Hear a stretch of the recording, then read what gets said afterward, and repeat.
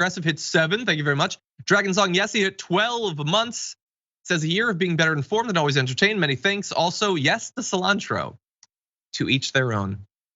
Senator Dragon hit 6 months. Thank you, and thank you all for joining us on this Big News Wednesday, and that includes you, JR. As always, thank you for joining us. I appreciate it. Hey, and Lena Pink, we love you, and we also appreciate your contributions. And by we, I mean me, because I understand.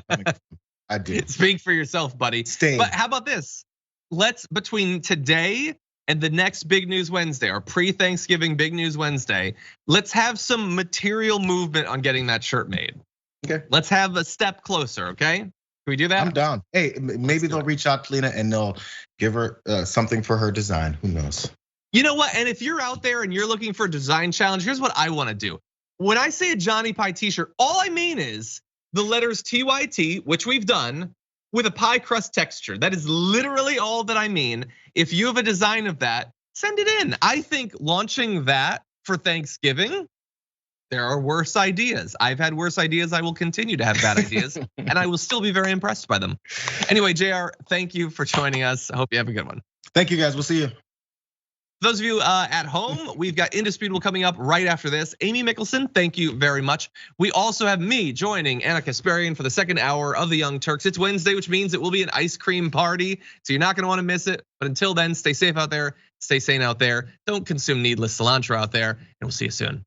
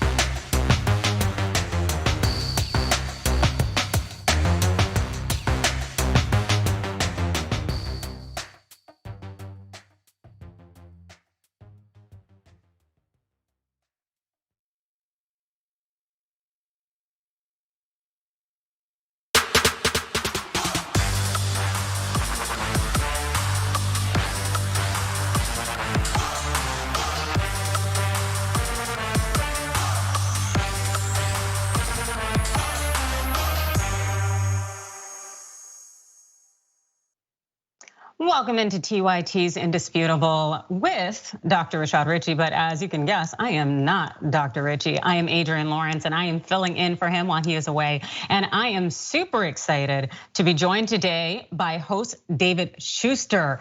It's gonna be a Rebel HQ host takeover for Indisputable today. And I am also very much looking forward to getting into the story, as many of us essentially know that it is really capturing a lot of attention. That's the Kyle Rittenhouse trial. And right now, those jurors, they are deliberating, it's their second day of deliberations, on the 5 charges that Rittenhouse is facing for fatally shooting 2 people and severely injuring another.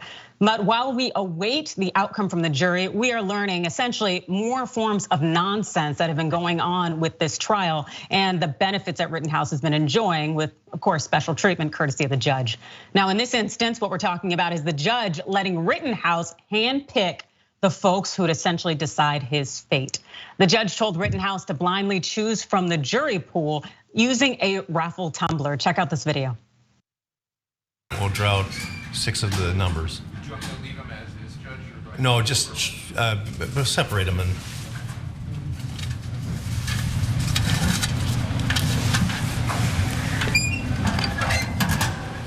And the names which are drawn out will be the jury who will be dismissed.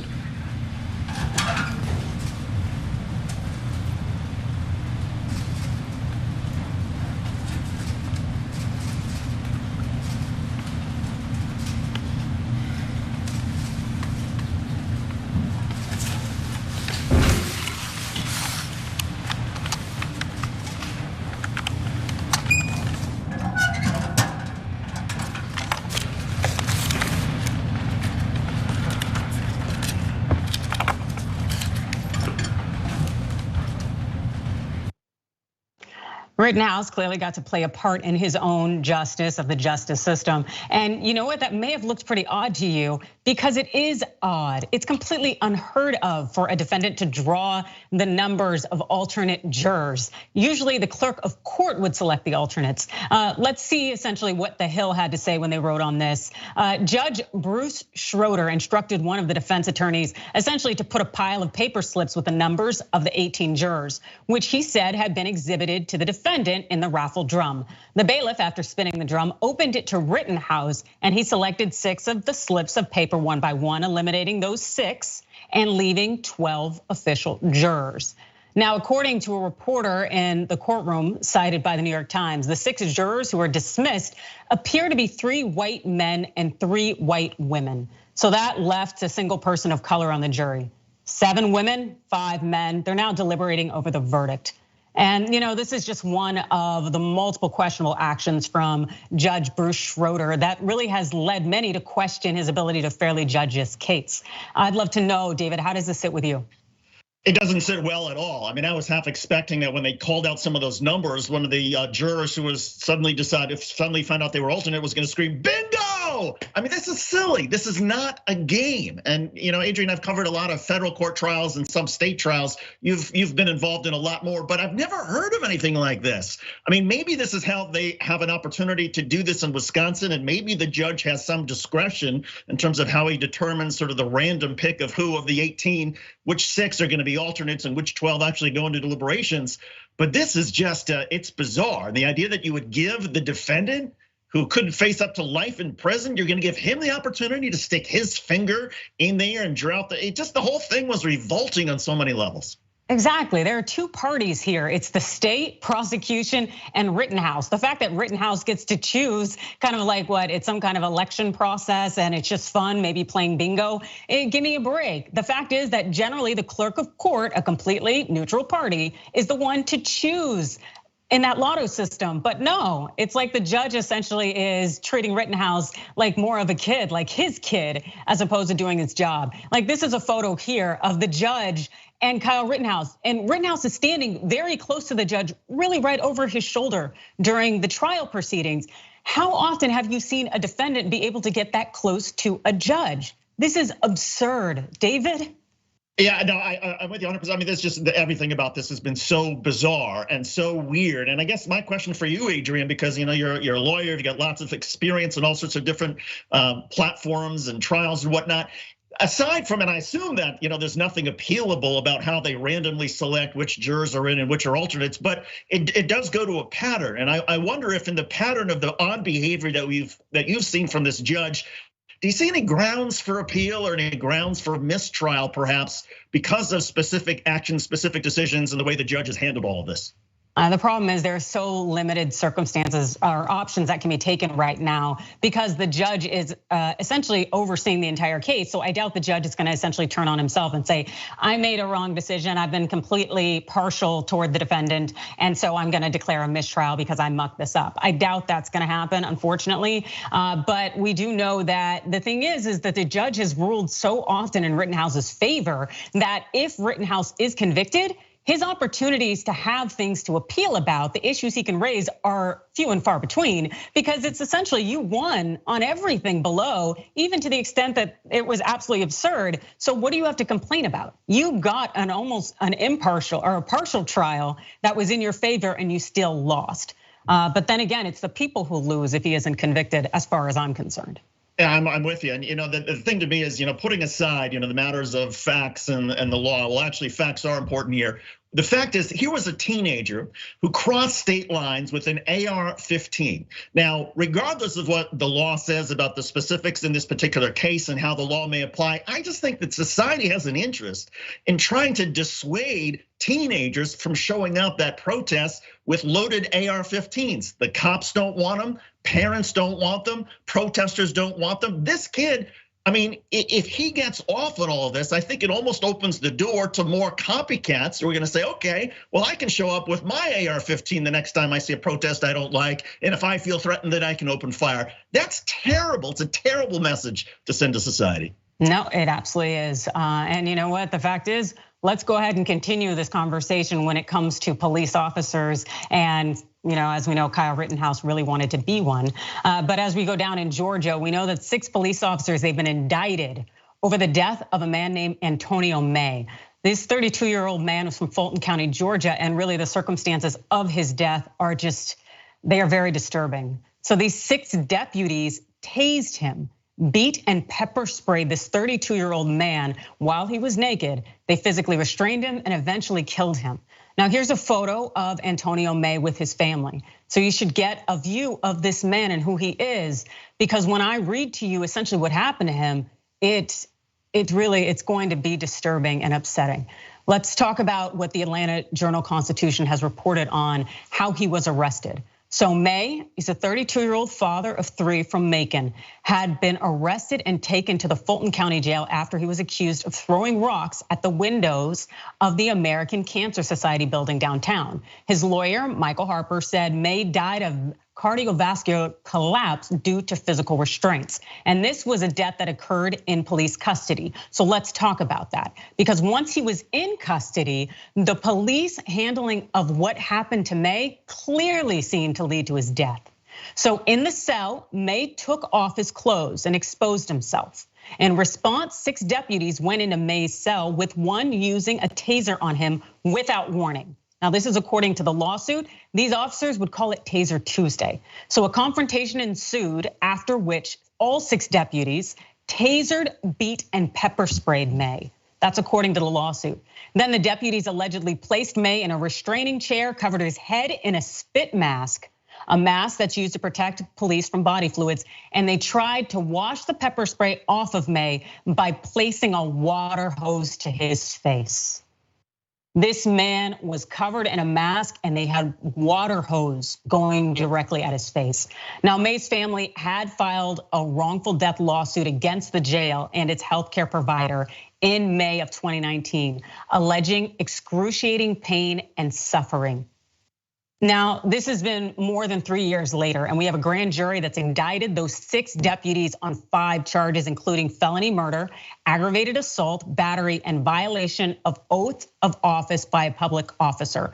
The officers named in the indictment are Aaron Cook, Guido De La Cruz, Omar Jackson, Jason Roche, Kenesha Stroder, and William Whitaker. That's according to the Washington Post. I've got to ask David, really, these circumstances, it's just jarring.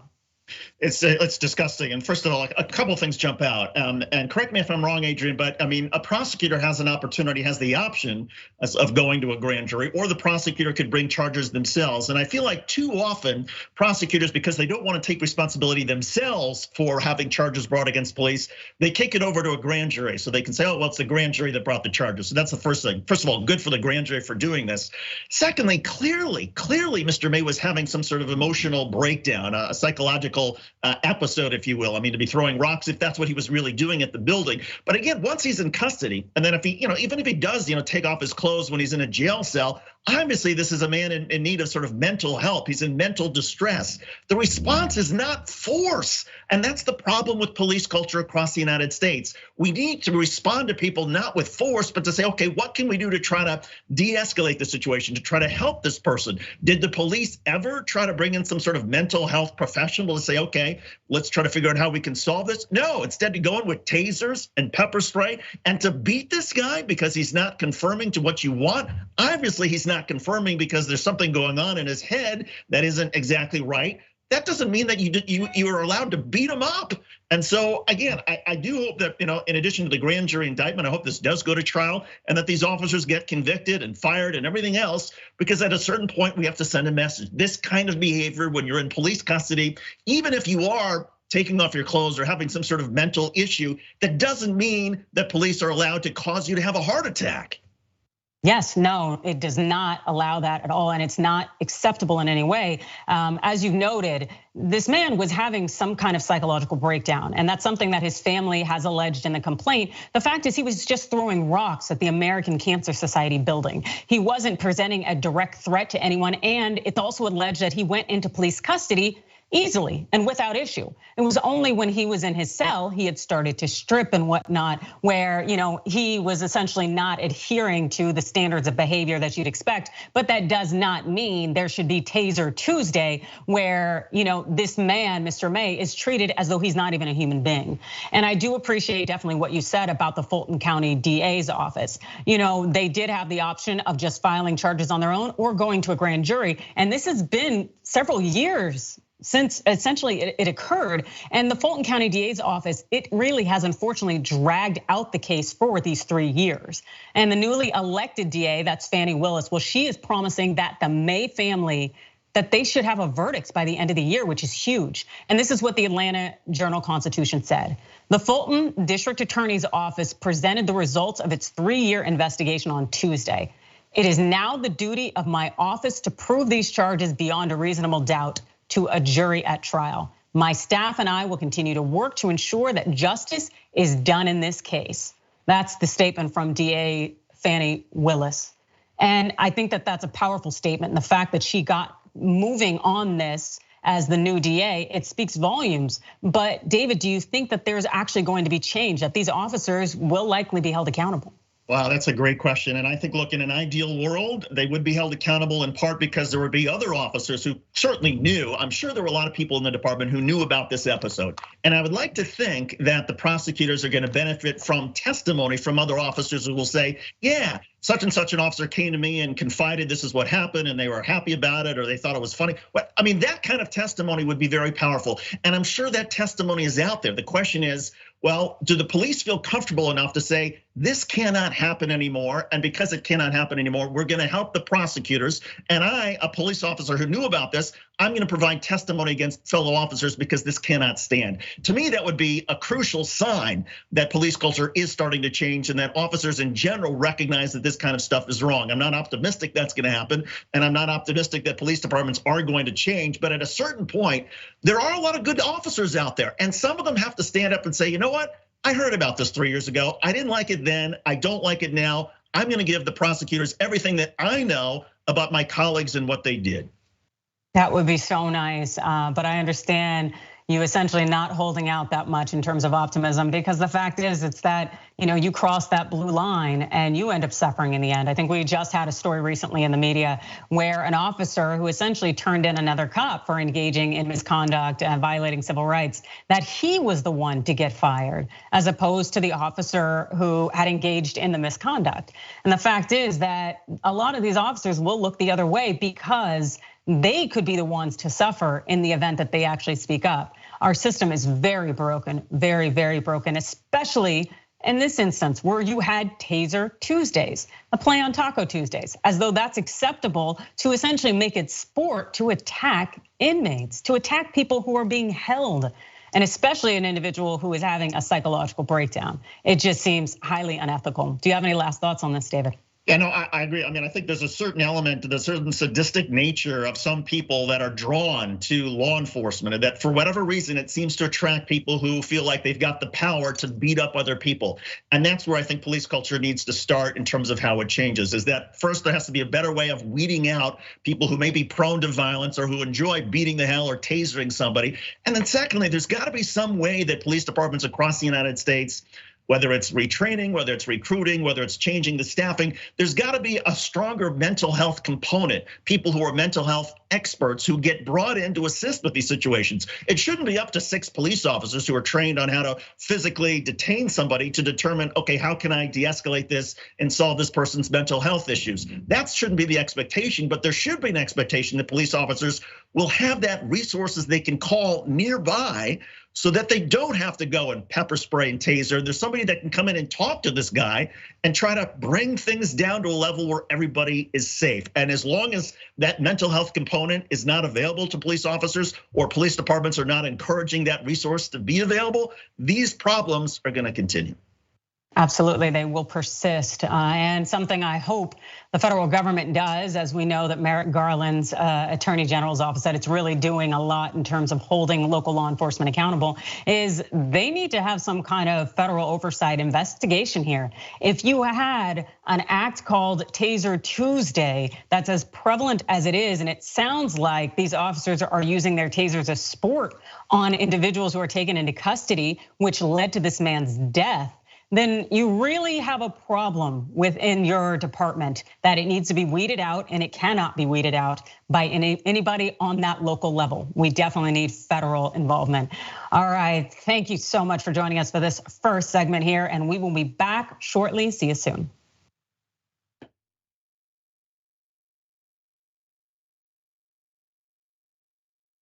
I'm back to gaslighting. Did you and I talk about gaslighting on Old School? Probably. That boss gaslit all his female employees. People who manipulate others like that make you feel like you're the weirdo. Why won't you punch yourself in the face? What is wrong with you? And you're like, oh my God, I feel so bad. Why didn't I just punch myself in the face and poke my eye out? I'm 47 and I just figured it out like earlier this year. You figured out somebody was doing it to you, or that you were that it was that it would have been happening my whole life and I didn't realize it. Right. Welcome to Indisputable. I'm your host, Dr. Rashad Richard. We got a lot happening today. And what do we do on this show? We tell the truth. You know why we tell the truth? Because the truth is simply indisputable. Rashad, great to be here. Congratulations on the new show. And I gotta let everybody know that Rashad and I go way back. Here's the pattern that we see in all of these Karen stories. They think they own stuff they do not own. Now, where does that come from? I don't know, maybe slavery. Maybe they think they should still own black people. This is what happens when Karens weaponize the police.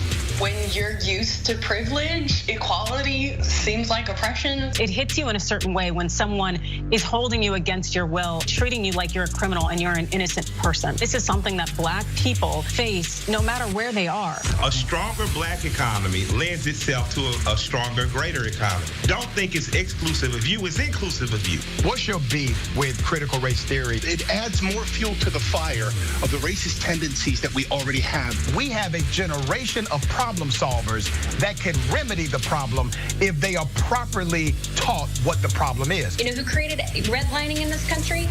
It was the white liberal. I don't give a damn who created it. If it's a racist policy, Shelley, here's what I don't know. I don't know. See, there you go filibustering, brother. You're scared of this truth, but you're gonna get it though.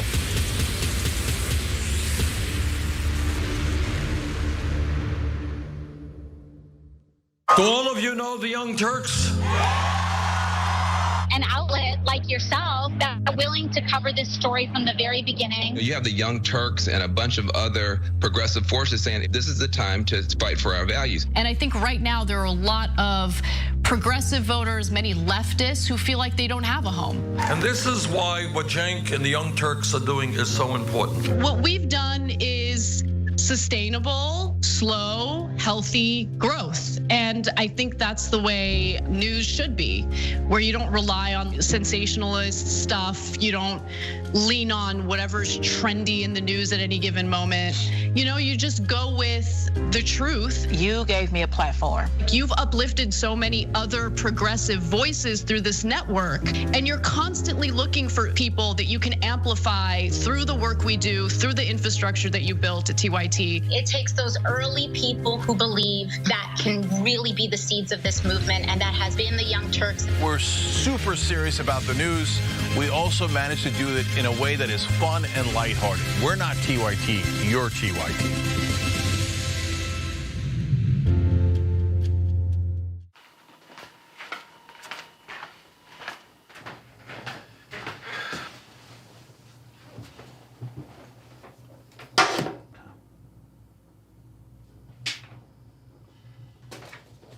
Welcome to the Damage Report. I'm John Idarola. This is gonna be a big one. Meanwhile, in the Arctic, you know where this is going. You watch the Damage Report, the Arctic's on fire. Obviously, why would we be talking about the Arctic except to tell you that it's melting once again? The Republicans aren't that interested in it. I wonder why. Lift out of poverty up to 3.7 million people, including an estimated 1.3 million children.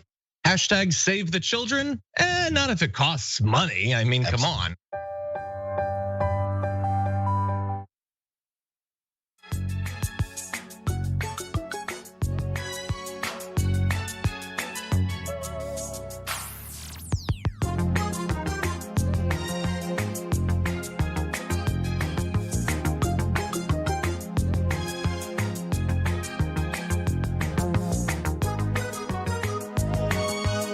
Welcome back to Indisputable. It is Adrienne Lawrence filling in for Dr. Rashad Ritchie. And you are gonna wanna stay on in terms of TYT coverage after Indisputable, because you've got an amazing conversation coming up with Tim Black on The Conversation. He'll be joining Senator Nina Turner. And so make sure you check that out today, right before the Young Turks. That's at 5:30 p.m. Eastern, 2:30 Pacific. That's on tyt.com/live. And then we have a new Twitch exclusive. Join Francesca Fiorentini Wednesday at 4 p.m. Eastern, 1 p.m. Pacific on twitch.tv/TYT for the Twitchuation Room. Francesca is gonna break down the top stories of the week while interacting and engaging with the live Twitch audience. And should you wish to engage and interact more with TYT, please definitely maybe sign up to be a contributor. TYT is looking for some new video content creators for Rebel HQ. You get to work beside me and the wonderful David Shuster, who is co-hosting with me today. And we're gonna be looking really for people who wanna write, produce, host, and edit short form editorial videos on breaking news and politics stories with a progressive point of view. So if you're interested, go to tyt.com/careers to find out more and how to apply to be considered. You can also check out Rebel HQ. Check out our videos, that is, on YouTube or Facebook, and see what we're creating and doing and how you can bring your voice to Rebel HQ on TYT. All right, let's hear what the people have to say. Let's check out some of your comments on tytmembers.com. So first we have Mickey C, the silver-haired dragon, said just the fact that the judge disallowed evidence because he doesn't understand tech should have had him kicked off the bench. He then laughed about it, went on a 5-minute rant about it. Nice that he thought it was funny that he refused to allow evidence because he was too stupid to comprehend it. Indeed, there have been a lot of issues with this judge, and it's really a disgrace for the judiciary and really undermines the justice system. So thank you about that. As far as Antonio May goes, eclectic Michelina, it appears the name is, I've sometimes seen tasing referred to as non-lethal force. People can and do die after getting tased. Tasing should be used sparingly, if at all, and should not be used as an allegedly safe alternative to shooting someone. Absolutely. You see in this instance here with Mr. May, how that essentially will send a bunch of volts to your body and impact your heart. Yeah, definitely sounds pretty deadly to me. Also from V, it's obvious these cops do not know how to respond to people in mental distress. They should have called in the mental health worker to work with them or guide them, not the tasers to de-escalate the gentleman while he was having a meltdown in his cell. RIP, dear sir. Thank you so much for those kind words. And let's look at the YouTube super chats. For Bazilla, $5. Adrienne looking like a straight babe this morning. Okay, thank you. I love seeing your hair like that. Makes me so jealous of your natural hair. I appreciate that greatly. All right, as far as the Rittenhouse trial, we got 5 pounds, it appears, from Bernie the Kiwi Dragon. Hi, Adrienne and David. As far as you can see, there are grounds for a complete retrial. This one is a complete farce. We'll have to see how things end and whether he gets a second trial. Hopefully there is a conviction. Also, ISP Brother Wolf said, nothing against you lovely people in chat, but when I see this, I'm damn happy I don't live in USA. You ain't wrong. It's a special place, special experience, but hopefully there is change ahead. And for Twitch, we have from Peachy Sherry, what's next? Pick your sentence from the hopper. Price is Right games to determine your guilt, referring to Rittenhouse essentially being able to Yahtzee his way to his jury pool. Exactly, it's quite special. And then Antonio May, well, that's Gelfer71 says that it's flat out torture, what was done to Mr. May, absolutely. And Fiddlin' Nero, we've seen so many people killed while wearing spit masks. How are they still legal anywhere? That is an exceptional question. And also, if anyone's out there on Twitter, well, it's a reminder, you can tweet us at IndisputableTYT and tag IndisputableTYT as that hashtag so we can read your comments live on air. And now we are going to jump into the segment that I know you all love so much. I wish Karen would. You want to call the police on them for having a barbecue on a Sunday. I feel free! Back off! I'm going to tell there's an African-American man threatening my life. You handed me. No, no. Your country, you can do whatever you want. But here you go by this. Yeah, so you screwed us. You screwed us. How many other people did you screw? No, not screw, okay? Every doctor do the same. No, can't do that. You know, that I have no chance to print the menu. We just called New York last week. They're not printing out yet. Yeah, so this cost me $1,000 to print all these, okay? No, this is the price. That's the price. I am taking pictures. I don't mind. You even upped the prices of his drink too. I'm still working on the menu. Look at that. Yeah. I still. Well, you should have done that before you gave it to us. I mean, that's the law. Just no chance. Okay, just a few days only. You know, weekend. Nowhere can open. Nowhere's open. Do it right away. I am online. I'm sorry about that for you, but you're not ripping me off. That behavior right there, especially that comment about in this country, the xenophobia is real, David. I mean, it's just disgusting. And clearly, I mean, I'm not exactly sure where this happened. It sounded like, that elderly couple was from maybe the New York metropolitan region. I mean, it's so infuriating because what makes America so great, and yes, this country has incredible problems and we've got a lot of things that need to change. What makes it great is its diversity. The fact that we are the ultimate melting pot, the fact that there is a Korean, Japanese, Chinese restaurant probably within a stone's throw of anywhere you live in the United States. That's awesome, and we should embrace it. And we should embrace people who want to try to start a restaurant with particular food that maybe is native to where they originally came from. Although I have a feeling that this restaurant's been around for a long time. The idea that you would mistreat people like this, that just because the menus change all the time, prices change all the time. You could have asked at the beginning, hey, how much is it if I want to order this or that? But to be such jerks, to literally traumatize somebody who's just trying to give you a meal, it is just horrifying. And I hope the internet does its work and that couple is publicly identified and shamed and turned away from restaurants in the future. Yeah, the ignorance here, this thought that, maybe it's because of the sound of your voice or the way that you look, that means that this isn't your country. Get out of here with that mess. The fact that she felt it was acceptable to bring that into the conversation about paying the bill, no, it really just shows that at the heart, that this person has a pretty dark heart, because as we see, prices are changing. There's always an opportunity for there to be a disconnect. I've received menus that for the lunch menu when it's supposed to be the dinner menu, but I didn't bring up anything that was completely irrelevant to the fact. But right now, something we are seeing in a lot of restaurants is that they are adding amounts and charging prices to food because of essentially inflation. because of the fact that, there is a fair labor shortage going on right now. And so people, sometimes they are paying other people more. And then on top of that, things are costing more. We're seeing consumer prices essentially jumping up 6.2% last month. That's the biggest inflation surge in more than 30 years. Now, that was according to NBC News. The fact is that we are essentially going through an inflation problem right now. And for these businesses to stay afloat, they are going to have to increase the price of food and dishes. So, David, I don't know, how does this resonate with you?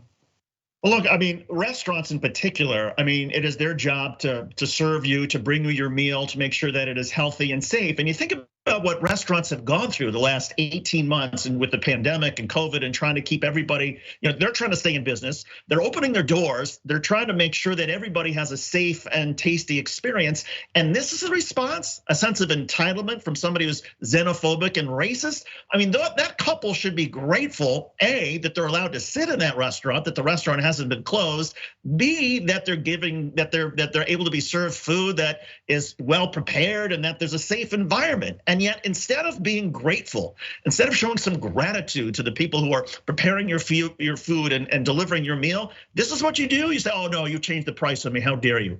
I mean, that's just ridiculous. And again, some people, you know what, if that's your attitude, if you feel that sense of entitlement, those types of people, stay at home, make your own sushi or Chinese food or whatever it is you want. Do it yourself, and if it doesn't turn out the way you want, if the price somehow is more expensive than you thought, blame yourself, but don't go attacking other people.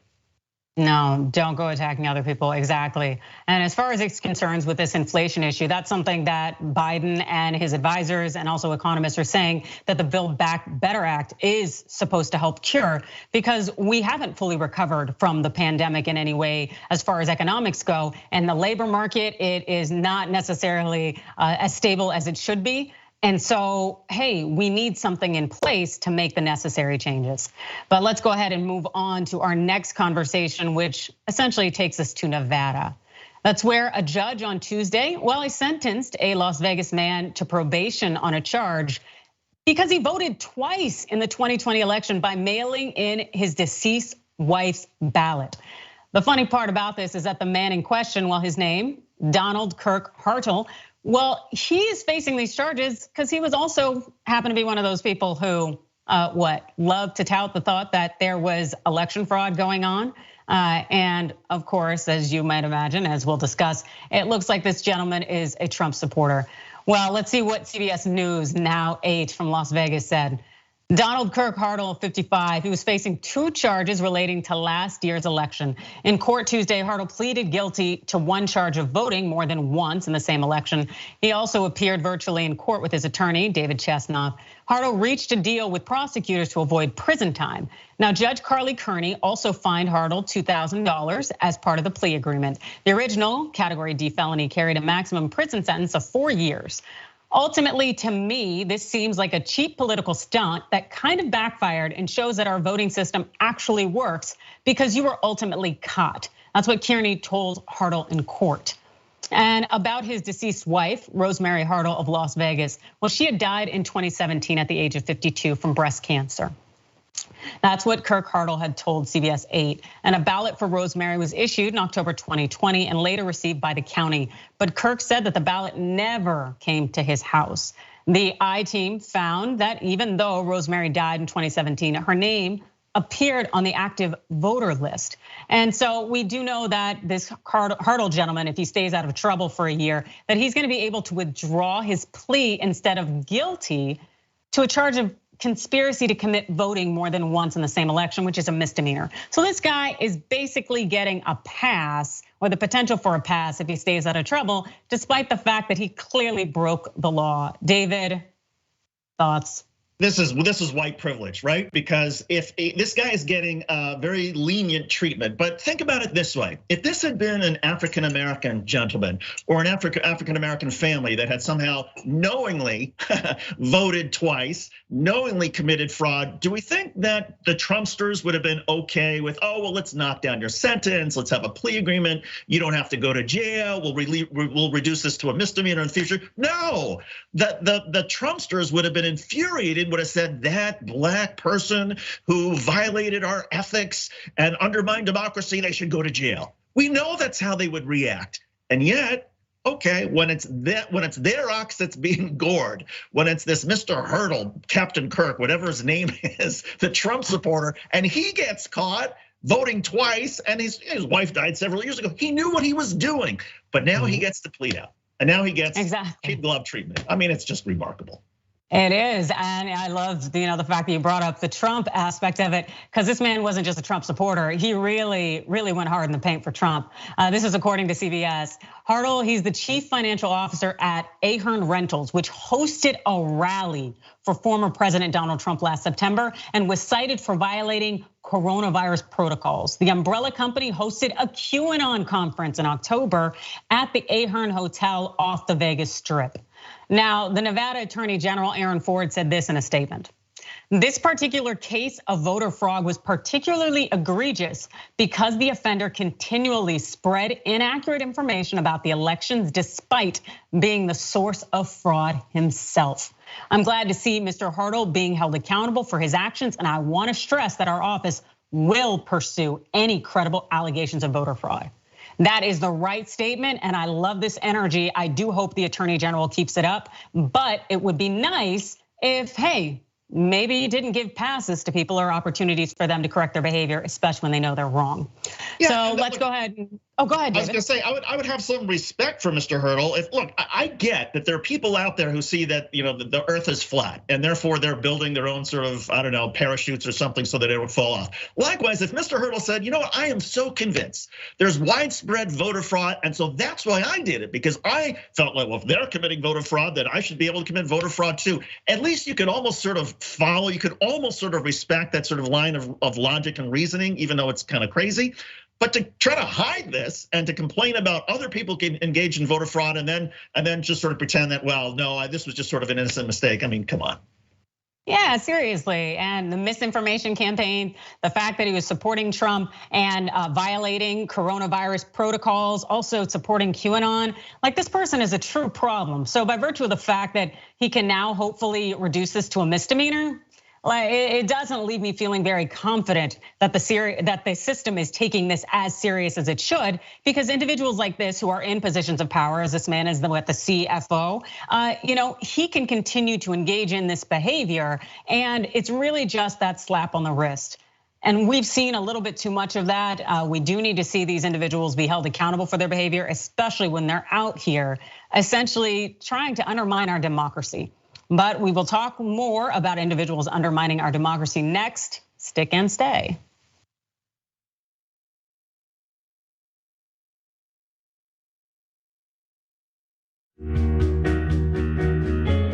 Our audience has given us everything, so we couldn't be more connected. When we first started, people would start giving us directions and say, okay, the mics are too large, move them. Turn them into lav mics. I mean, they were incredible. And then one guy walked in and gave us a really expensive switcher and said, you guys need this, and walked out. Okay, it's amazing. They helped us build a studio. They did a $2 million funding campaign for us. And so they really are us. We do this show together to the point where some of our hosts are even former listeners. So when we say that the audience is part of TYT, we really mean it. I think what the audience also appreciates is especially if they're members, they really get an inside look into who we are, our personal lives, what drives and motivates us. It goes beyond just storytelling. I think that what we do is allow our viewers and our listeners into our daily lives, and we give them kind of like this inside look into everything that we're passionate about and why it is that we're doing what we're doing, right? Like the motivation behind what we're doing, I think is important for our audience to know, and we're not shy about sharing that with them. And it's different from what people typically see in legacy media outlets where everything is kind of dry and robotic and there's really no personality or authenticity that comes along with it. Oftentimes when we're doing the show, I don't really think of it as me telling them stories. I think of it as us having a mutual respect and conversation with one another. And as I said earlier, I mean, not only do I feel that through the work I do, I'm informing our audience, but they inform me oftentimes as well. You know, they'll pitch stories to us. They'll tell us, you know, a certain perspective or angle to a story that we might have missed. And I love it. At TYT, our vision is to be the leading global brand in news and talk by serving the audience with authentic commentary and analysis, and to become the digital campfire for the world. And we plan to accomplish that by serving the audience with uniquely authentic commentary and analysis. Put another way, we seek to make TYT into the digital campfire for the world. Today, the traditional mainstream media, along with the government and many of our cherished institutions, have unfortunately been captured by corporate interests. Audiences increasingly sense that they're not getting the whole story or even the truth from once trusted outlets, whether it's broadcast and cable TV news networks or national newspapers and magazines. Instead, the audience is turning to alternative news sources online, the TYT network preeminent among them. Unlike our competitors in the traditional media, we're not beholden to corporate advertisers, to defense contractors, to Wall Street, or to big pharma. And unlike conservative sites online, we're not bankrolled by billionaires looking to push their right-wing propaganda.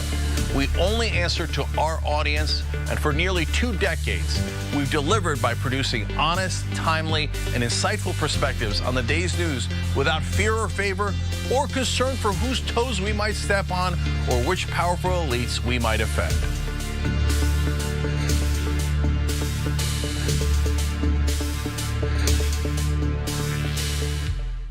Hi, I'm Bartholomew Joseph Kyle. I do audio for the main show, The Young Turks. I also do audio for Post Game. I started in 2006. I met Cenk Uygur at the Iraq for Sale screening that was directed by Robert Greenwald. And watching that, I want to figure out a way to be part of something that's genuine and authentic.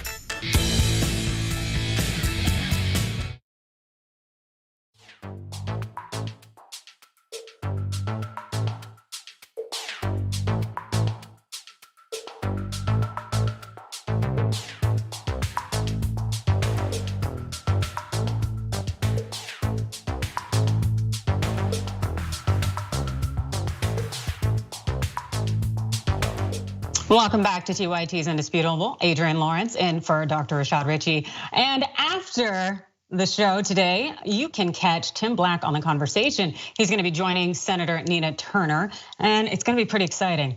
That is tonight, right before the Young Turks at 5:30 p.m. Eastern, 2:30 p.m. Pacific on TYT.com live. Also, Twitchuation Room. Well, that's that new Twitch exclusive. Join Francesca on Wednesdays at 4 p.m. Eastern, 1 p.m. Pacific. That's on twitch.tv/TYT. Join us at the Twitchuation Room. Also, hey, yo, if you want to join me and David, well, hey, we could use you. We're looking for people who want to write, produce, host, and edit short form editorial videos for Rebel HQ. If you've got that progressive point of view and you've got the talent to execute, please go to tyt.com/careers to find out more, including how to apply.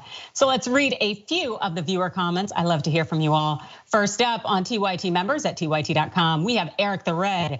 He said, as if staff dealing with customers don't have hard enough working conditions, they also have to deal with racist bigots. I'm getting frustrated just listening to that, Karen, for real. The Great American Healthcare Famine said, this Karen video makes me happy that I haven't waited on a table since 2013. Food service is a hotbed for Karenicity. Yep, as is retail. I know that one well. And Mickey C, the silver-haired dragon, said, people don't spew hateful comments unless those thoughts were already part of their mindset. Yep. That she went right to in this country, outed her feelings about anyone who doesn't exactly look like her. That's right. So the YouTube super chat, well, Sandy L said, I don't understand why people patronize places that represent the very people they hate. Good question. Liz Zakuk, she said, I worked in a bar restaurant all summer and I was abused by customers constantly in my 20 years in the service industry. I have never seen such nastiness. That's right. And Forbesilla, who dropped $5, thank you. If you don't like the people, don't eat there. I'm gonna add 10 to the bill for each time you being a rude bee to the staff and owner. Sounds right. And Karen, I guess you should say, Anisha Cameron said, shake my head. I've gone to so many restaurants in 2021 that had to raise prices at this point, accept it. That's right, we are all in this together. Also on Twitch, Insomnia Noir, just more proof that all Republicans' talking points are just projection. Also, Intervene said another example of discrimination because a Black woman got 5 years for something less egregious. Yeah, I think we're talking about that voting. Absolutely, it's such a disparate system, and there are problems all around, including somewhere in St. Louis that made its way out to Minnesota. Or Wisconsin, I should say. So that St. Louis couple who became infamous for flashing their firearms at Black Lives Matter protesters, well, they came out to Kenosha to show some support for Kyle Rittenhouse. Check out this video. Support people's rights to defend themselves. Absolutely, and what do you expect to happen today? I suspect we'll get a verdict today. So. And what do you think that verdict is going to be? Well, I don't know. We haven't been in there to hear all the evidence. From what we understand, and from what I've seen, I'm hoping for an acquittal on all counts. And are you going to be out here all day, or what are your plans while you're in Kenosha? We're going to be out here until we get a verdict, I suspect. All right. Any thoughts over here? What's your relationship? I have no relationship. I'm just an American citizen. I'm Mark McCloskey from St. Louis, and we're just here to support people that exercise their Second Amendment rights to defend themselves, particularly when the government abdicates that duty and fails to protect its citizens. I mean, we've got programs to defund the police all over the place, but if you defund the police and the government is not there to protect the citizens have to protect themselves. That's an interesting right-wing talking point that was pandered by Mark McCloskey. I'm sure he did enjoy his time in the spotlight when it was him and having their Ken and Karen gun experience. That moment, then when they were really brandishing their weapons at that Black Lives Matter protest. Now, Fox News had reported that Mark and Patricia McCloskey, that they were parked outside of a hotel near the Kenosha County Courthouse on Monday. Mark McCloskey told the news outlet that he and his wife feel for the 18-year-old Rittenhouse, who faces multiple charges, including first-degree intentional homicide. Also, The Hill had written that the McCloskeys pleaded guilty to misdemeanor charges after brandishing weapons outside their home during that protest in June 2020. And Patricia McCloskey pleaded guilty to a second-degree harassment charge, while Mark pleaded guilty to a fourth-degree assault charge. Both of these people are attorneys, mind you. And the McCloskeys, well, they pleaded guilty to misdemeanor charges after brandishing that weapon. And this is part of the problem here because they were both later pardoned by the governor of Missouri. Now, Mark McCloskey, the personal injury attorney who recently launched a bid for the US Senate, well, he told Fox News in Kenosha that he thought it was a wise idea to attend the Rittenhouse trial. David? Look, some people I just beyond me in some ways, and there's that damn shine from the sun again. Some people are just like, the idea that he would think it's helpful to anybody for him to attend this trial. He is a lightning rod of controversy. He is what you would call a jackass. The only thing he's learned since that incident in St. Louis is that he shouldn't wear that pin shirt and those khaki pants because he literally looks like one. So now he's wearing a suit to cover up his bulge, but it doesn't hide the fact that this guy is a moron. The idea that he thinks that he's got anything to offer, a criminal trial, a trial where somebody has been brandishing an AR-15 and killed 2 people. Rittenhouse killed 2 people. He may feel for Rittenhouse, but you know what? A lot of people feel for the 2 victims who didn't need to be shot to death that night when they were simply exercising their First Amendment right to protest. Yeah, absolutely. That's so interesting, I thought, in terms of how McCloskey's talking about protecting Second Amendment rights while completely and totally ignoring First Amendment rights. And the fact that those gentlemen had the right to protest as they were peacefully protesting when Kyle Rittenhouse decided that he wanted to play young guns out there in the streets and take people's lives. The fact is that the McCloskeys, they are just more examples of the problem in this nation, with people feeling that, hey, we have to do whatever we can to silence certain groups. We have to make sure that marginalized people stay marginalized, and we're gonna make this a gun rights issue when that's clearly not the issue, when this is really about being able to subjugate people, to keep them silenced, and to not allow equity to really become part of the fabric of our society. And something I like to also point out is the fact that the McCloskeys were taking a photo with fans, and of course, one of them were flashing a sign associated with white supremacists. So, as we check out that photo, it's like, how are you gonna tell me that this isn't an issue that really has race at the core of it? David? I just think the McCloskeys are probably envious of the attention that Rittenhouse has gotten, that maybe they somehow regret that they didn't open fire, that they couldn't be the ones picking jurors out of some sort of barrel or whatever sort of game they were playing with jury selection. I mean, Rittenhouse has become something of a conservative hero, and I don't get it, right? I thought conservatives stood for law and order, and the fact that anybody would elevate Rittenhouse as some sort of model or inspiration, the fact that anybody would support the McCloskeys for what they did in St. Louis, it shows just how rotten so much of our society has become. And it shows just how despicable. I mean, we are a divided nation, not because people want to teach about the history of racism or about slavery. We're a divided country because we have jerks like this who decide, you know what? I'm gonna just empower my racism even more. And I want even more power to subjugate other people. That's why this country is divided. And at a certain point, I hope more people wake up and say, you know what? The McCloskeys, Rittenhouses, they need to be shamed out of our society.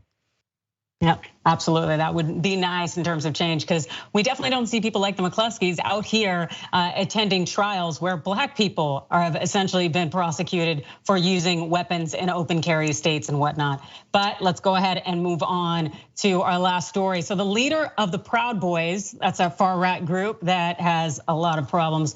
Well, he's asked the judge to free him from jail in Washington, D.C. because it turns out it's actually jail. Yeah, that's right. The Proud Boys leader, Henry Enrique Tarrio, well, he is concerned of the fact that it's not as nice to be in jail. This is what The Guardian wrote about it. So Tarrio is serving a 5-month sentence, and this is for stealing and burning a Black Lives Matter banner from a historic Black church in the Capitol after Donald Trump's election defeat. On Monday, Tarrio asked the judge to release him, arguing that he has been exposed to inhumane conditions. Now, asking that his sentence be reduced or that he be allowed to complete it under house arrest, Tarrio had claimed to have been harassed by correctional officers and said his cell regularly floods with dirty water from a toilet in a neighboring cell. Tarrio described abusive guards, smoke-filled hallways, and medical neglect, saying he witnessed a prisoner have a seizure who lay for a half hour before being helped. Now, according to Tarrio's attorney, Tarrio has endured serious abuses of his rights on a daily basis, including jail employees repeatedly ignoring his requests for medical treatment, throwing cold, often inedible meals into his cell, and denying access to running water. Apparently, it seems that Tarrio realized that jail is jail. So I guess he's not as tough as he purported to be. David? Yeah, I mean, look, the Proud Boys, white nationalists, they expect that if they're gonna get in any trouble, they should go to Club Med, and that typical jails are only for Black people, for minorities, and how dare they be sentenced and go to the same sort of conditions as anybody else. Again, it's this sort of white privilege, this entitlement that white nationalists have. And the fact of the matter is, I believe that federal marshals have looked into the conditions at the DC jail and have found there's nothing wrong. There are inspections of the DC jail, just like there are inspections of other jails. It's not Club Med, it's not meant to be a hotel, it's meant to be you're behind bars. This is a punishment for you, and it's not inhumane according to the federal marshals and all the inspections. So this was just some sort of plea for attention perhaps by this lunatic white nationalist, and woe is him. Well, you know what? I don't feel sorry for him, and I don't think anybody else should either. No, I definitely don't feel sorry for him. I will say that I do think that the vast majority of our jails are inhumane and that they're not productive. And the fact is that I think they're very problematic at the same time. I really don't feel for this guy because he was out here talking all this game in the streets, engaging in illegal activity, flipping and turning on people. He was really talking rogue like he was about to start a movement. But then when consequences come knocking at his door, all of a sudden, he's not built for this. He's a little too tender to be marinating up in his jail cell. And it's annoying and it's also entertaining. And you raise such a great point, Adrienne, because if Tarrio really believes that jail conditions are inhumane, to your point, he could come out and say, "Look, I'm a changed person. I realize now how inhumane, how terrible jail conditions are, and instead of promoting white nationalism and our support for Donald Trump, I'm going to turn a corner, and I'm now going to advocate for better jails, for safer jails, for recidivism, for doing things that can actually help people." He could have come out and said that, and then at least you might think, "Oh, maybe this guy really deserves to to be treated a little bit nicer. Maybe he should be cut some sort of break because he's going to try to work to change something that's wrong in our society. But instead, it's always all about himself. It's always about me, me, me. I don't like my conditions. I don't like the food. The food's not warm. The water's not warm enough. Oh, woe is me. And you know what? Too bad.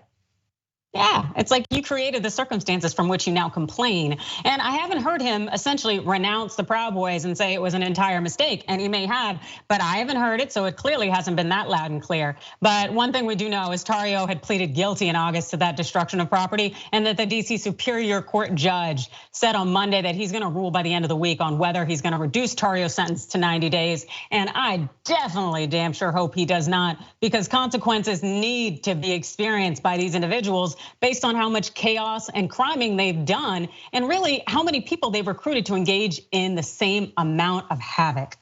David, any closing words? Well, look, if Tarrio is lonely in jail, which by all accounts it seems like he is, then maybe what he should do is cooperate with federal prosecutors and identify some of the other Proud Boys who have been breaking laws, who have been engaging in criminal conspiracies, who have been causing damage. And then maybe some of his colleagues from the Proud Boys will join him in jail. And then he won't feel so lonely. Then he'll have somebody he can play cards with and complain about the food with, and complain about the water. And he won't feel like it's just him by himself. But the fact of the matter is, look, there are a lot of people in the DC jail that he probably does have some sort of affinity to, because there are all those folks who are still locked up because of their insurrection on January the 6th and the violence and injuring more than 140 police officers. So I don't know why this guy's complaining. He's got enough like-minded friends who are in there. They should all band together and woe is me together. And that's how they should get through this. Find some way. Look, this is your punishment. You've been sentenced to this jail time. Deal with it like a man. Well, I think that's a problem. He handled a lot of these things like a man, but hey, I don't need to go there.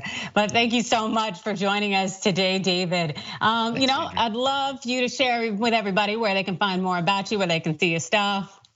Well, Adrienne, I just take after you on Rebel HQ. You can find our videos on Facebook, on YouTube, also on the TYT site. The ability to sort of do videos. The original pioneer, the person who perfected this, was Adrienne Lawrence, and she opened the door for the rest of us to come in and do these videos. Sometimes, occasionally, we almost approach as well as you do them, Adrienne, but we're all trying, and it's a great channel. Rebel HQ on Facebook, on YouTube. Everybody should look for us there. You flatter me. Thank you so much. And it is always an honor to host with you and to work beside you. I am excited for all of the great Rebel HQ things we will do moving forward. Thanks so much for joining us today. Thanks, Adrienne. Awesome. All right, so we will be right back.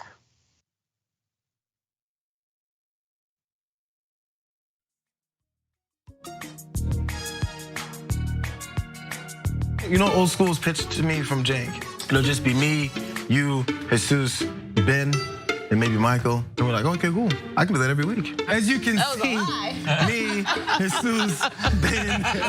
When you make the order, it says, don't exceed $20.01. So I'll just order literally anything to get it as close to that as I possibly can. I'm sorry that I ordered $45 worth of food and got an email saying, sir, would you like to rethink that? What are you talking about? I was in hell. I was just like, oh my God, the theater's empty, nobody's here. Everyone on screen keeps cursing. Why did I let this happen? And the whole thing looks like it was shot through a glass of milk. My mom's gonna be so mad. If you're looking for a heart attack, the short way, baby. Wrong! I did put mayonnaise on it. I'm the most in shape, overweight person you'll find. That's right. He was like, why didn't you answer my call? I called you 39 times. Yuck. But what makes you stop right before 40? What makes you say, nah, man, I ain't doing that no more. I'm cool. And I called you back on the air. And I was like, okay, Kevin Smith, big shot. What the you said you'd come on and you didn't come on. I'm sure I took that very well. Yeah, you did. You called me back the next day and said, I thought it was 7 a.m. And there's now deep fake porn. I don't know if you guys have heard of this. I heard of it. I just had some in the car. I'll tell you who I'm not Ben Mankiewicz. Have you guys ever felt that? Not ever. And now it's just the three of us. This is the intimate hour. By the way, the last half hour of this, we're not even rolling. Fair enough. Hey, man. Easily. See, I watch movies. I'm done with both of you. Once Greg starts laughing, I can't stop. And I was just gonna ask you about getting high, snoogans, snoochie boochies. And members, of course, you can get the whole damn thing. TYT.com, join and free trial. I'm old school with the old folks. Good John, come back. Get ready for it. Get ready. Field goal here.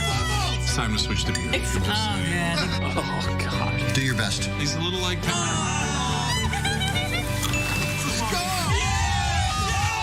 Oh. No one's happy now. Give him another try. Oh. Wow. This is the weirdest game.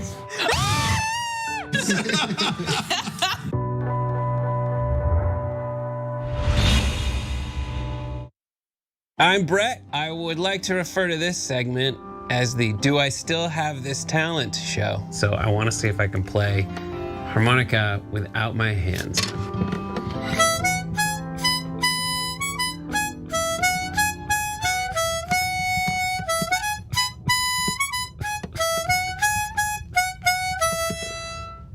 I don't know why I have that. Nothing's gonna be more impressive than that. I can also spin a basketball on my finger. While drinking. I'm gonna spin a basketball on my finger while drinking apple juice. You can do this, dude. It's also flat. I don't know if that helps or hurts.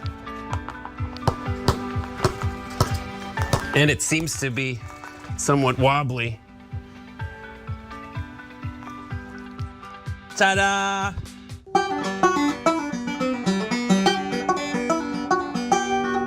Nope, I don't know how to do this one. This one's a fail.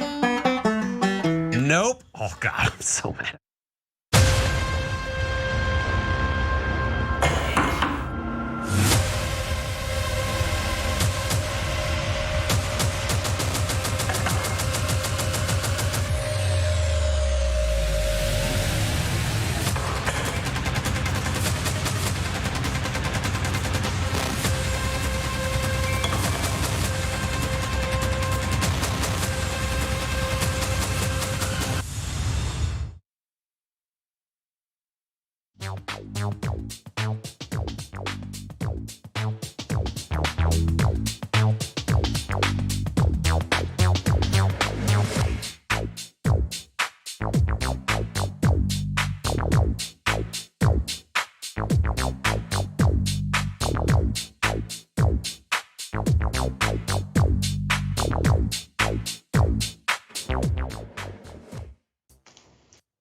Welcome back into Indisputable. It's Adrienne Lawrence, and I hope you enjoyed David Shuster's commentary. You can again catch him on Rebel HQ. And coming up next, you can definitely check out the Twitchuation Room. That's with Francesca Fiorentini.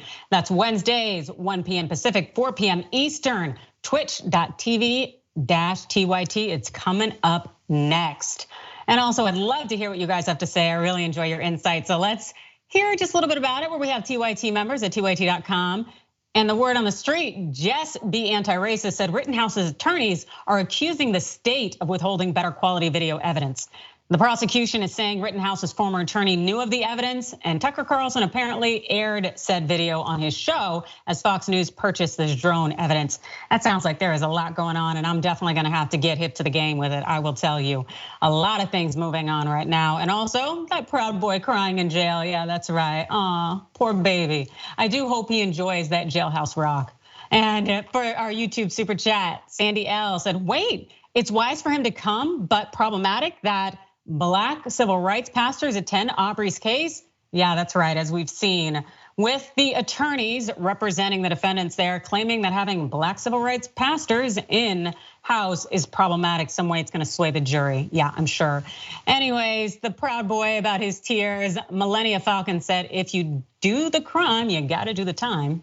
And Stefan Lim said, I'm really tired of racist people getting away with crimes they committed. This country is getting worse. Indeed it is, but hopefully it will turn around soon as long as we continue to have progressive mindsets. And if there is a progressive mindset out there who would like to contribute to Rebel HQ and join me and David along with other hosts, please do check out tyt.com/careers, as we would love to have your voice.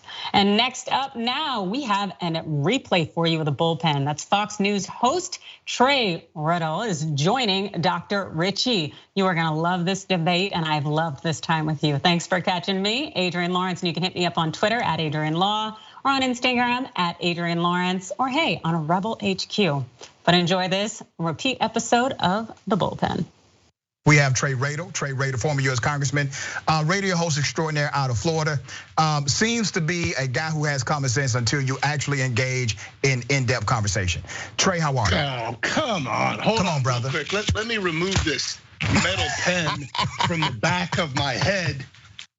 Damn, Bill Gates shooting this stuff into my veins, and now I'm magnetized. Damn. What do you think about that? But before we get into the debate, because this person, I promise you, a Trump supporter. She believes that the election was stolen. Listen, man, you know I'm telling the truth. She believes the election was stolen. She believes in the conspiracy theories of QAnon. And this person calls herself a doctor. This is problematic for the movement of the conservative party, is it not? Yeah, it is, but I could go anywhere in the United States and go find stupid. And they may be associated with conservatives, may be associated with liberals.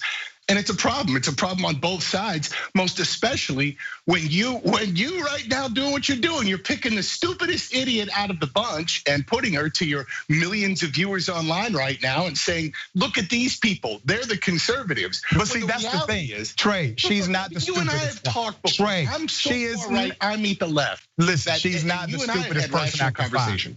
Yeah, but brother, she's not the stupidest person I could find. That's the one correction I would make. Okay, let's talk about critical race theory. CRT, critical race theory. I've heard some of your rants about it. I completely disagree with your analysis of it. What's your beef with race relations or critical race theory? And what's up with these lawmakers passing bills, quote unquote, banning critical race theory in K through 12 education? So, man, where do we start with this? Let me try and rip through this real quick. I know you've got valuable time on your hands. So, first of all, when it comes to banning it, I don't even know what that means in terms of the legislation or what the exact curriculum means in school. Let me get to critical race theory and say, here I am on your network, your show, a white dude, a conservative, because you and I have talked extensively about race relations, about racism in this country, how it is pervasive. Through various systems, which I'll get to, but my biggest problem with this is that it is race first. It's a race first interpretation of all of our social dynamics, and I think that there are some problems with that when you start talking about a race first interpretation of problems in society and telling young people K through 12 that this is because of white supremacy. And if I'm telling your children, doctor, or young kids throughout wherever you live, you know, if you're in Atlanta, Chicago, Los Angeles right now, that the bane of your existence, the problem that you have is because of white supremacy. I'm not even using the words white people, but unfortunately, I think that gets interpreted by young people as white people. And that begins to it adds more fuel to the fire of the racist tendencies that we already have in this country. My second part to this is that I believe that critical race theory totally discredits merit.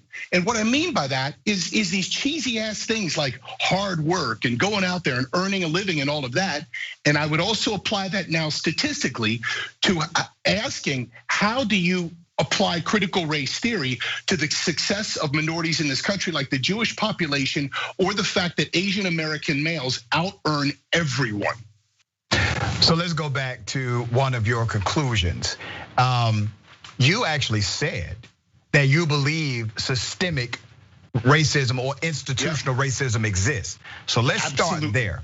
It exists, correct? So 100%, you and I have talked about it before, right? Specifically with the criminal justice system. Right, it exists. But I want to be clear. Hold on, no, Trey, I allowed you to talk, brother. It exists, which means it's a reality that students will have to face. Are you with me so far? Sure. Okay. Since it's a reality that students will have to face, eliminating the lesson of that reality is a problem in the preparation of that student entering into the real world. And if it is a problem, Congressman, that means we have a generation of problem solvers that can remedy the problem if they are properly taught what the problem is. Number two, critical race theory is an advanced theoretical framework and not taught in K through 12 education. So when you look at the bills that are being passed in all of these state Republican-controlled legislatures, none of these bills have the terminology critical race theory written in the bill. What they're using is critical race theory as the shiny object to get another agenda accomplished. In the bill, it actually stops teachers from being able to teach what you just described as a problem. It says that K through 12 educators cannot teach how racism in institutions play out in the American social construct. That is a problem. Teachers don't teach K through 12 education critical race theory. The vast majority of them are not trained on critical race theory.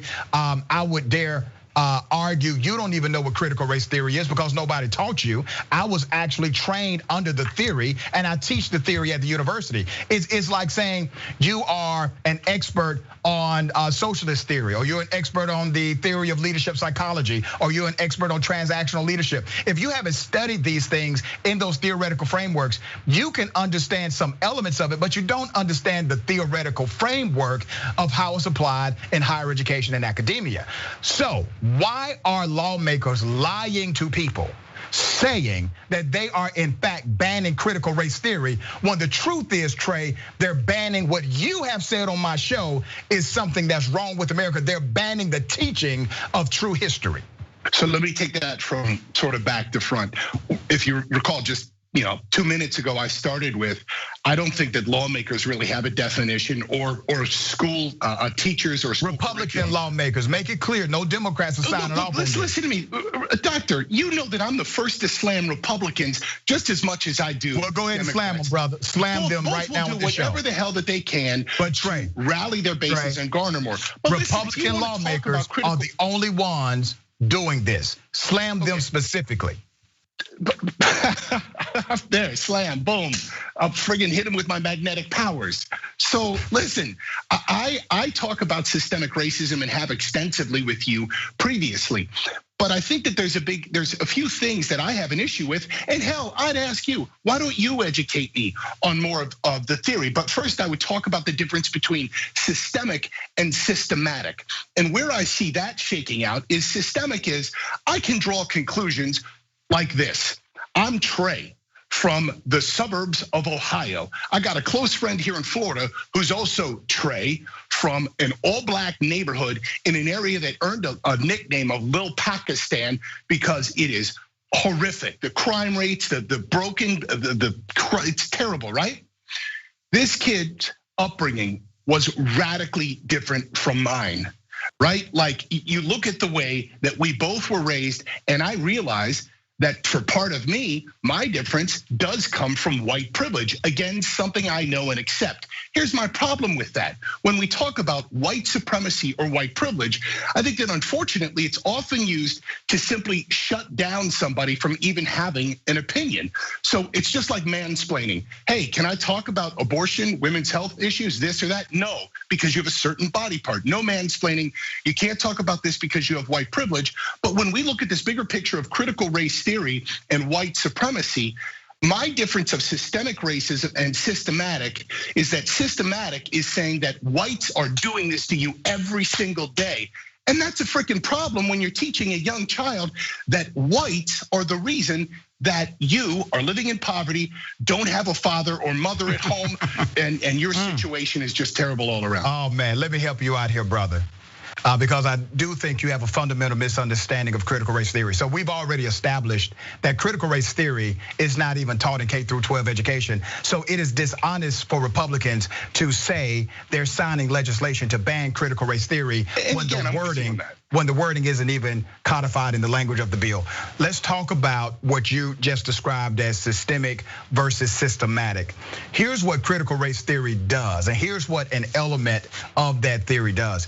It de-emphasizes the individual and it places a critical analysis on the institutional norm and how that policy or law or statute expressed itself and created bias.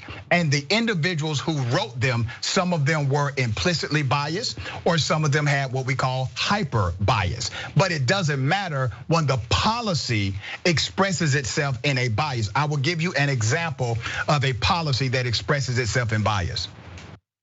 The Constitution says I'm 3/5 of a man. That's what it said. That is a policy that expressed itself in bias. The Declaration of Independence called Native Americans savages. That, another founding document of this country, expressed itself in bias.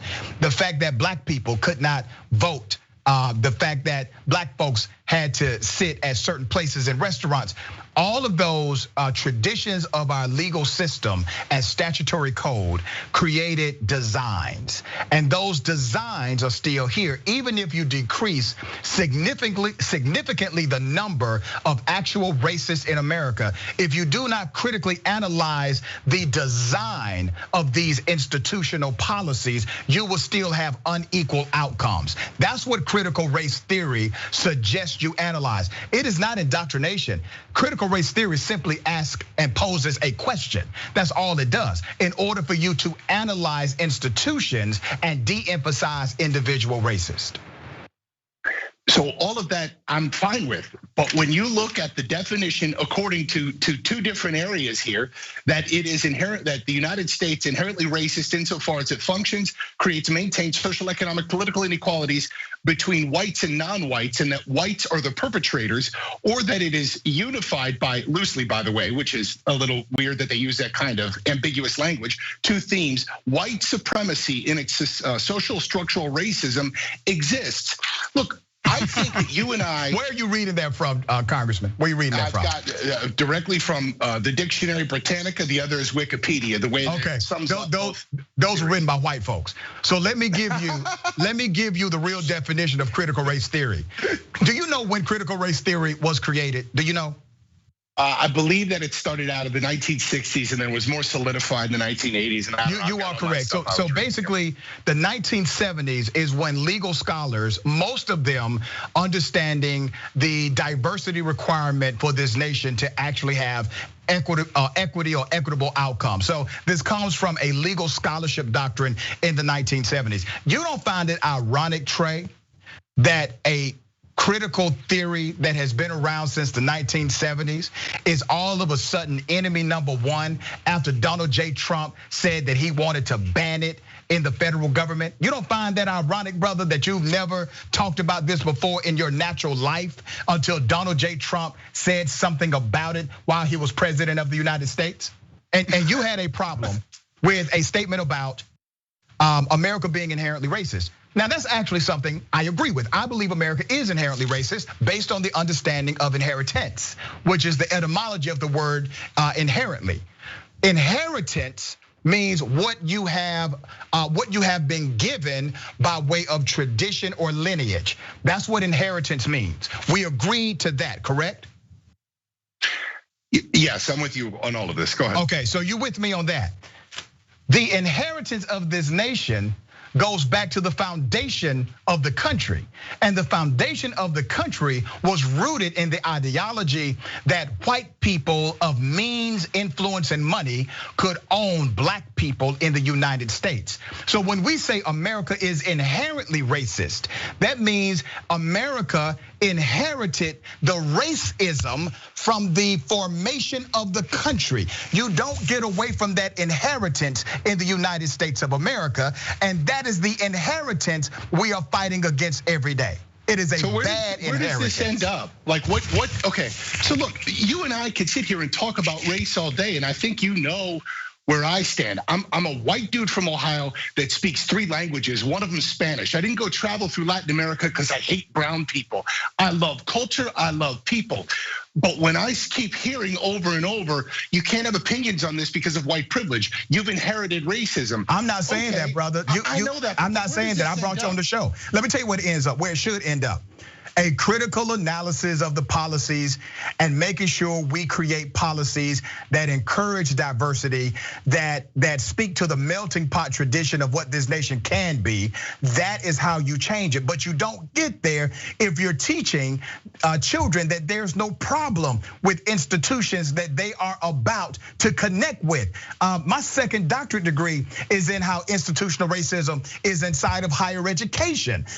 You don't get away from it. How are we not preparing K through 12 students? And remember, they're not learning critical race theory. But if you're not even teaching the reality of the inheritance of this country, which is steeped in racism and bigotry and slavery, if you're not teaching that, then you provide or you create students that provide no remedy for it moving forward. And the other part is this, Trey, and this is what's dangerous, man. If we are creating laws to say K through 12 educators can no longer teach racism in a particular context, do you know how many school teachers I can find on YouTube right now who were caught teaching that Hitler was actually a good person? Do you know how many school teachers were caught teaching that white supremacy was a legitimate mainstream idea, or that black people's brains were smaller than white people's brains? We have those educators who are on record. Not one damn state legislature passed a law saying stop teaching that. Not one. Explain that to me. Dr. Ritchie, look, where you've taken this to next, and I know that you're limited on time, is what I would love to come on another time and talk with you about, debate with you about, is where government fits into this. Because you know where we are definitely going to be very separate on is how government takes a role in our lives to institute equality, because that becomes a major problem because of systemic racism perpetrated by the federal government decade after decade. Democratic cities by Democratic mayors who have absolutely crapped all over their public school systems, and they are the worst in the country. That's systemic racism. Okay, all right, let me go ahead and throw in some real statistics since you threw Democratic mayors and Democratic cities. The 7 out of the 8 poorest states in the United States of America but let me explain, are actually controlled by Republicans. The worst educational systems in the United States of America are under Republican leadership. I just want to make sure I provide that for context. I will have you back on the show, Congressman Rado. I appreciate you joining me on Indisputable. All right. Oh, while we may disagree, I really love being with you, bud. I appreciate you, man. Thank you. Always lively with former Congressman Trey Rado.